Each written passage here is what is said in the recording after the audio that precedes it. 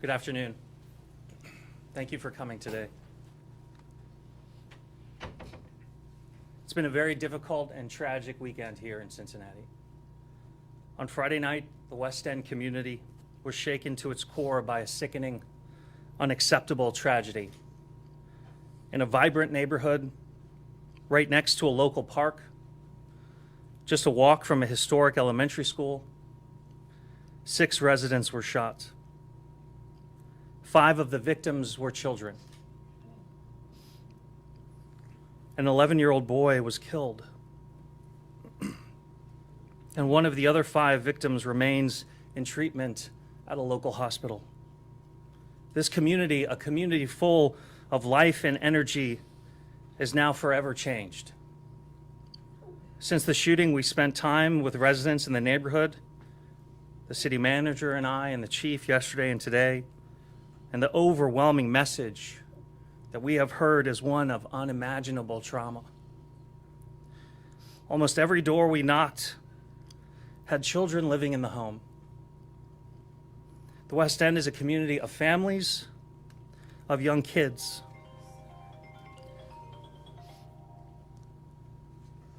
Children who grew up with and went to school with the victim, who call the same streets parks and home. And families who have experienced firsthand the kind of shock and loss that never leaves you. Folks didn't feel safe leaving their home yesterday and this morning. They were shouting messages of love and support to each other through open windows, but they were too wary to go outside. They were feeling shattered by the reality that a child whose only concern in life should be playing and learning and growing could be taken from us because a deadly weapon was on their community streets. But even in this tragedy, the West End embodies love and hope and grace. To everyone grappling with the trauma of this tragedy, we are here for you now, and we will continue to be here for you. I can't express emphatically enough my appreciation for everyone who stepped up immediately to support those in crisis, to provide resources and support to the families and children growing through.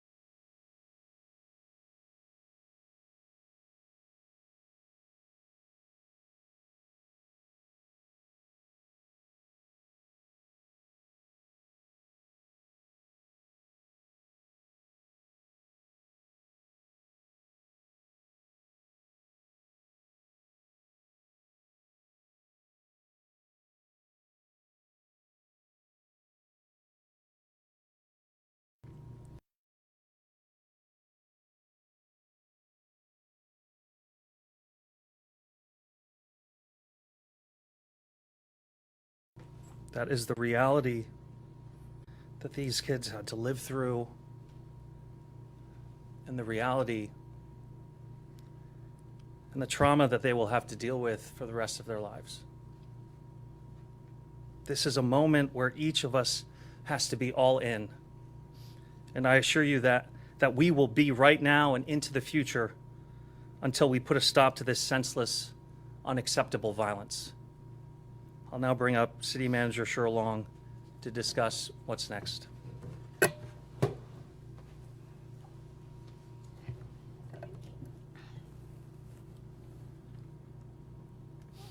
Good afternoon. Like the mayor, I'm heartbroken and appalled at the violence we're experiencing this weekend. Frankly, I've never seen anything like it. While no one expected to see the news that broke on Friday night, I want to stress something. This is not an act of God. This is not a natural disaster. The devastation, the harm, and the loss of life are a shock to us all. But they stem from actions of real people, and they enabled by access to guns. As city manager, I will work tirelessly with CPD and all the community partners to bring the perpetrators to justice. But even as I make this promise, I recognize that it's not enough. Violence like this cannot be our status quo. It cannot be tolerated in the city of Cincinnati. I want to thank all of the police officers and first responders who were on the scene on Friday night and who have been working diligently on this case. We often talk about the physical danger that officers face in the line of duty, but I want to recognize the emotional and mental health toll that responding to a crime like this can have. To all of our officers, my administration is here for you, and the stress and anguish that you feel is just as valid as any physical harm that threatens your well-being. Our entire city is grieving the injury and life lost in the West End. We are bewildered, furious, and heartbroken that children of Cincinnati are not safe from deadly use of guns. I myself have lost a family member to gun violence. And the horror of a life taken so quickly is something I will never truly comprehend. We will continue to swiftly react to violence, and we will redouble our efforts to prevent its root cause. Our comprehensive approach to public safety relies on data-driven decision-making, interventions that target violence without exaggerating it, and working directly with community to make our neighborhoods safe. In the West End, which has seen disproportionately high levels of gun violence, we know that tragic outcomes stem from much more complex quality of life issues. Our pivot public safety approach, which uses fast place-based interventions to disrupt violence, has been used to curb shootings in OTR, the West End, and other target areas in the city. The collaborative pivot team meets bi-weekly to work on proactive solutions to reduce violence. Their next meeting is at Lincoln Rec Center this Wednesday at 10 a.m. I invite anyone to attend who wants to help or to learn more about the city's effort to combat violence.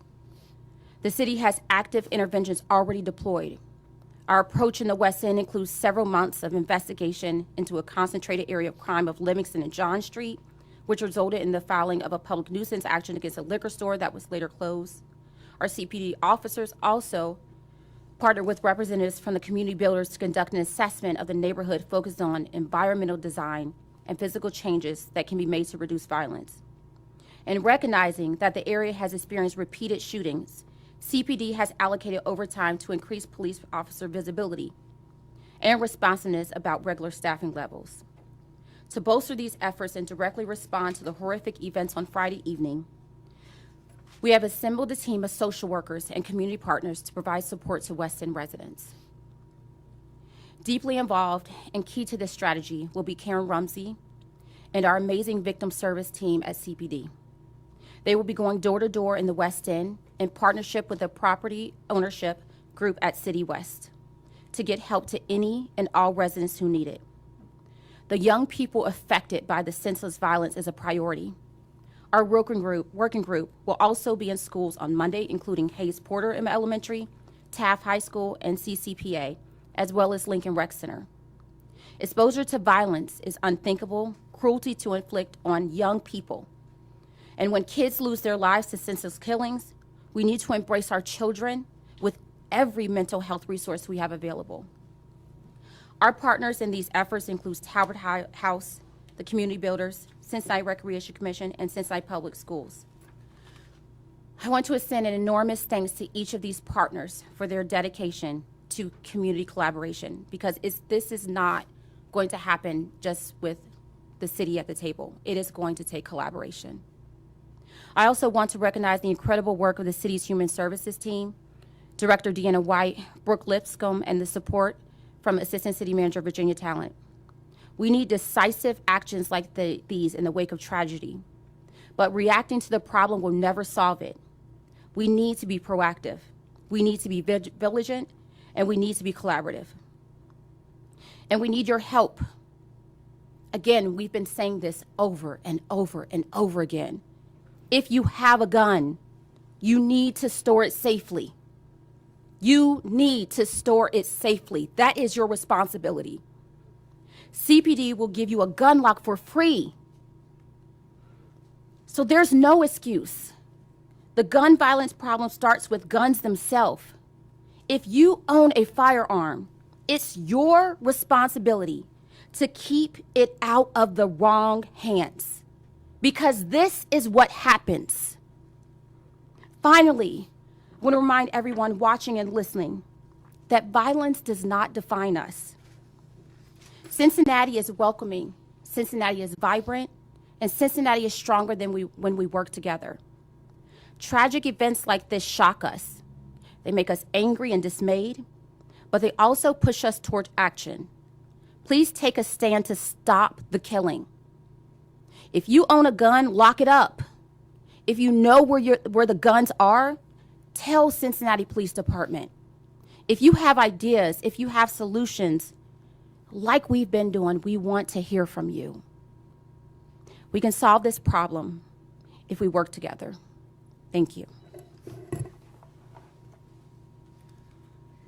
Thank you, City Manager Long. And now an update on the investigation. Chief of Police Teresa Theetge.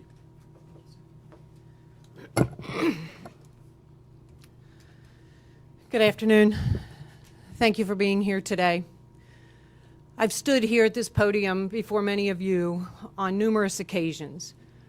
None of them, in my opinion, are as significant as what we're going to talk about today. The facts that I'm going to give you should be extremely shocking to anybody's conscience. If they're not, there's something wrong. I don't care how far or near you live from the West End community, you should be appalled at what happened Friday night. Now for the facts of the incident. On November 3rd, at approximately 9:30 p.m., District 1 officers responded to the 700 block of Bent Drive for the report of several people shot. When the officers arrived, they located 6 shooting victims. 6 shooting victims. 3 of the victims were transported to Children's Hospital Medical Center. 2 of the victims were transported to the University of Cincinnati Medical Center. And 1 victim was pronounced deceased at the scene.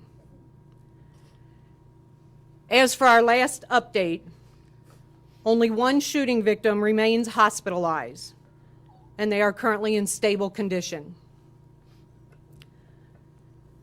The deceased victim was a black male, 11 years old, and was a West End resident.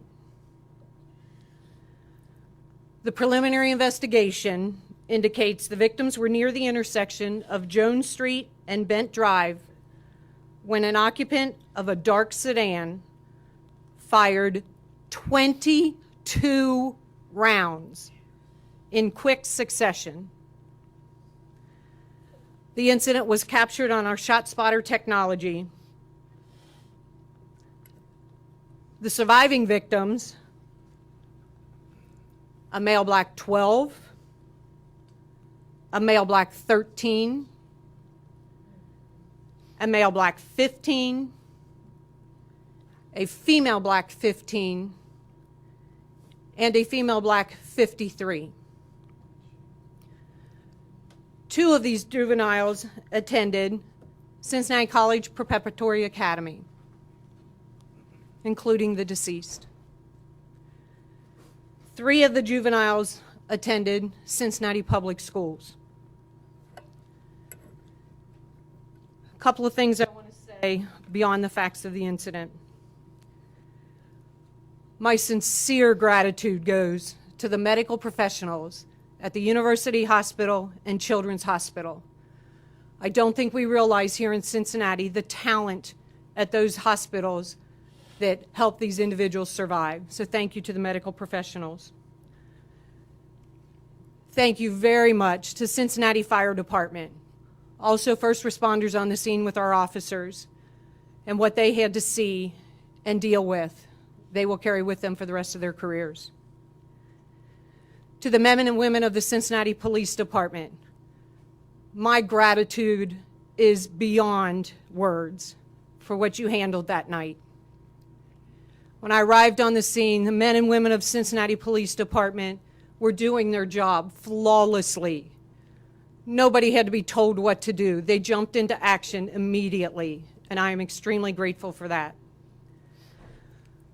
To our homicide unit, as the mayor stated, since Friday evening, they have been working endlessly on this case. They will not stop until they solve this case. I know how they are, and I admire their dedication. My closing comment is to the person or persons responsible for this violent act. Turn yourself in. Turn yourself in. Call a loved one. Have them turn you in. Because if you don't, we will find you and we will bring you to justice. Thank you. Thank you, Chief. And now we are honored by the presence of the deceased victim's family. Isaac Davis, the victim's father, is here. Lakeisha McFarland, the victim's mother. Diane Jones, the grandmother. And Kashia Tucker, a loved one. We'll ask Mr. Davis to provide a brief remark.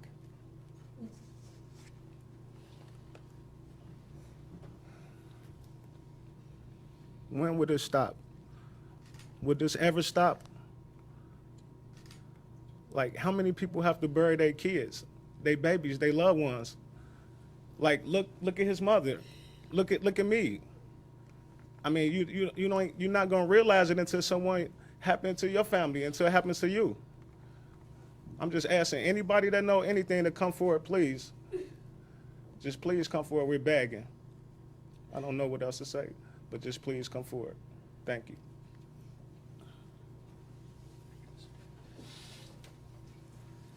Thank you. Before we take questions, we'll excuse the family.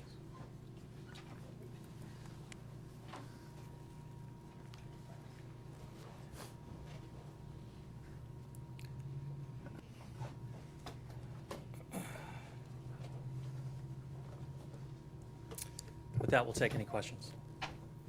Any possible leads at this point as to who these people responsible could be? I spoke with the homicide unit a little bit before this press conference. Tips and leads are coming in. They will follow up on each and every one of them. But at this point in the investigation, we are not going to discuss where we're headed with the investigation. Is this picked up by any cameras? Again, we're not going to get into any details of the investigation. That's all critical types of evidence that the homicide investigators will take a look at. Is there any threat to that area where the shooting happened? I know yesterday there was a balloon release, and shortly before it happened, people were running and scattering. Is there any threat that people should be worried about? There are no current threats that we are aware of. We will work with all of the community leaders to help them in restoring a sense of calm in the West End to the best that we can while this person is still out. So their safety is paramount to us, to city leaders, to police department members, and so we will work with them to make sure that the community feels safe. What sort of comfort can you provide families in the short term, you know, who are terrified to have their kids outside playing on the sidewalk? It's an important question. I'm the father of a 4-year-old and a 1-year-old. And when the city manager and I were going door to door in the neighborhood where it happened, that's exactly what we heard. The the parents and the kids themselves who we talk to don't feel safe, and I frankly can't blame them. They were a group of kids playing outside of their house when a madman came by and fired 22 rounds into a group of kids. My message to them, however, is that myself, the city manager, the chief of police, our entire Cincinnati Police Department force, which is the best in the world, will not stop until we find this person and bring them to justice. At the same time, equally as important to us is making sure that those West End residents and neighbors and kids understand that we are here, we are not going anywhere. As the city announced tomorrow at 11 a.m., the city is deploying mental health wraparound services to any and all who need it. We're coordinating with Hayes Porter and CCPA and Taft, the schools in the area, because so many children knew of and played with the victim. The trauma that we are now forced as a community to deal with does not go away. The shooting may be over, but the trauma is still there. And part of that trauma is not feeling safe in their homes. It's going to take some time for us and for the community to do the work necessary to heal the wounds that we cannot see. And all I can say to them is that I am not going anywhere. I will be there for them, the city manager, the chief of police, and the full support of the city for as long as it takes. With this most recent shooting, we're now at a level of shootings targeting teenagers specifically that we haven't seen in more than a decade. That's right. Can you speak to, the violence that is targeting these young people and what needs to be done about it? The chief of police was briefing us on the numbers. We do a briefing every week, but before the press conference, we did another briefing. And what is really notable is that because of this increase in violence amongst our children, which is not unique to Cincinnati, but is countrywide at this moment, we have now had to start tracking homicides amongst kids. And the numbers are terrifying, and they are completely unacceptable. We know what is the most frustrating is we know the causes of the violence, particularly amongst kids, and it is access to guns. 40% of the illegal weapons on Cincinnati streets come from cars, being stolen from cars. That's why the city manager continues to reiterate, if you are a gun owner, to lock up your gun and to make sure that it doesn't get into the wrong hands that leads to this kind of tragedy. Other than the universal accessibility of guns in our community, the inability to resolve differences peacefully continues to challenge us. We see headline after headline of someone knocking on the wrong door and getting shot, someone getting into a road rage incident and getting shot. The inclination to reach for deadly force immediately, no matter how small the incident is overwhelming. The gun violence we are seeing is no longer concentrated in one neighborhood or concentrated around the drug trade. Because of the universal accessibility of guns, it is everywhere, particularly amongst our kids. From City Hall's perspective, we've done everything that we can from an accessibility of guns point of view to make sure that we prevent criminals from getting their hands on guns. But we need to continue to ask for and expect partnership at the federal and state level as well. I refuse to accept that this is the new reality. I refuse to accept that the rights of others are more important than the lives of our kids in Cincinnati. This is going to require a comprehensive approach and change. And we are prayerful that our partners at other levels of government will be in this fight with us. What will this increased police visibility look like? Are we talking just extra patrols, driving down the street, or anything beyond that? Yes, so we will be convening as a leadership team of the Cincinnati Police Department and discussing resources needed to, again, create a sense of safety in the West End for the communities. That will include uniform presence as well as non-uniform presence. We have cameras, we watch the cameras, we have other types of technology. It will be a comprehensive approach. Any final questions? Can you speak to the level of gun violence, particularly in the West End? I know the city manager said they're facing a disproportionate level. So when we are a data-driven organization, we are a data-driven police force, and the data year to date from a shooting perspective is optimistic. However, importantly, particularly in the wake of this tragedy, the West End specifically has seen very recently tragedy after tragedy after tragedy. And so there is no doubt that City Council, the administration, CPD, the mayor's office, we are all focused on the West End and making sure that the violence that the residents there have experienced very recently, not just this shooting, but previous incidents of violence, that we prevent that from happening in the future, using all the resources to bring to bear to support the West End for crime prevention, but also making sure that the real trauma that they are experiencing is also prioritized and dealt with. The strategies that we employ to interrupt the violence has worked and continues to work in other parts of the city.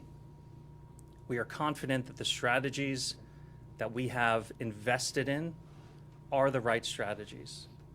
Obviously, the West End is our priority, and obviously, it is our priority to stop the violence. We've seen the number of people hurt or killed in drive-by shootings this year is significantly higher than what we saw last year. How do you crack down specifically when it comes to drive-bys? Yeah.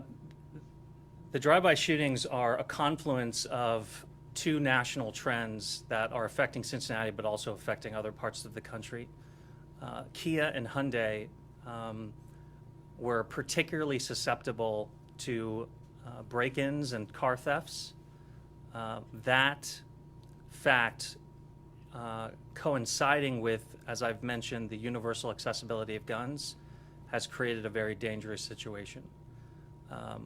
CPD has deployed strategies in order to address that, but you're absolutely right. These kinds of incidents are absolutely happening in our city, and they're absolutely unacceptable. I'll let the chief talk about any specific strategies. Yes, so to the mayor's point, we have seen, like everywhere else in the country, a real problem with thefts of Kia and Hyundais. And we have also seen those thefts of those cars associated with violent crime in our communities. That being said, I think an important fact to understand is the vehicle is just the mode of transportation for somebody to shoot somebody. We've seen them be on foot and fire a firearm and shoot somebody. We've seen them on bicycles. So the fact that they are in a vehicle does not change the way we approach the investigation to each and every shooting. It's simply a mode of transportation that they find convenient. And so we also try to interrupt that. One more question. I don't know if this was random or targeted at all. Were you able to? Again, too soon to tell in the investigation. Thank you for your time, everyone.